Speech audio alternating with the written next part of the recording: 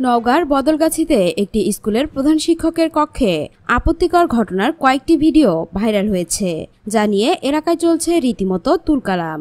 এ ঘটনায় প্রধান শিক্ষকের শাস্তির দাবি জানিয়েছেন অভিভাবক ও স্থানীয়রা। শুধু একদিনের নয়, আরও 2 দিনের ফুটেজ ছড়িয়েছে সামাজিক যোগাযোগ মাধ্যমে। ভিডিওতে যাদের দেখা যাচ্ছে তাদের একজন বিদ্যালয়ের প্রধান শিক্ষক আবু সাদাত শামীম আহমেদ, আরেকজন স্কুলের একজন নারী শিক্ষক। এ ঘটনায় ক্ষুব্ধ শিক্ষার্থী, অভিভাবক ও স্থানীয়রা বলছে, এটা আমাদের জন্য লজ্জাজনক। বাচ্চারা স্কুলে যেতে চাইছে না, অভিভাবকরা শঙ্কিত।